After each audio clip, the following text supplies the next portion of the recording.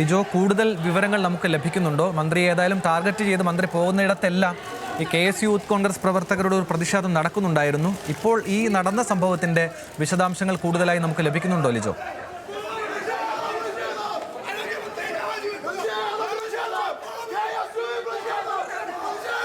ആനന്ദ്, ഏതായാലും ആരോഗ്യമന്ത്രിക്ക് നേരെ ഇപ്പോൾ ഉണ്ടായിരിക്കുന്നത് ഏതാണ്ടൊരു വളഞ്ഞിട്ട ആക്രമണം എന്ന നിലയിലാണ് യഥാർത്ഥത്തിൽ ഇപ്പോൾ കണ്ണൂർ റെയിൽവേ സ്റ്റേഷനിൽ ഈ സംഭവങ്ങൾ ഉണ്ടാകുന്നത്. KSU പ്രവർത്തകരുടെ പ്രതിഷേധം, അത് നിരന്തരം അവിടെ പ്രതിഷേധം ഉണ്ടാകുന്നു.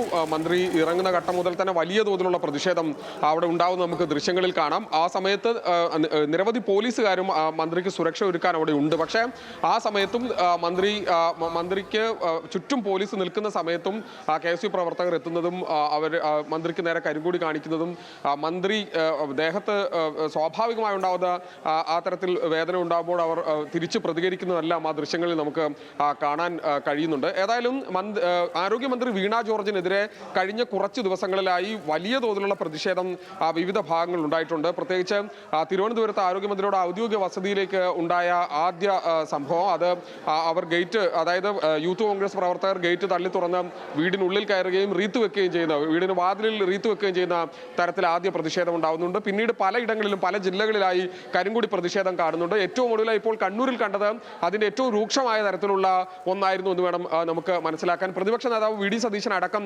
വ്യക്തമാക്കിയത് ഇത്തരത്തിൽ വീട് കയറിയുള്ള പ്രതിഷേധത്തിന് ഒപ്പമല്ല എന്നുള്ള കാര്യം വ്യക്തമാക്കുകയും ചെയ്തതാണ്.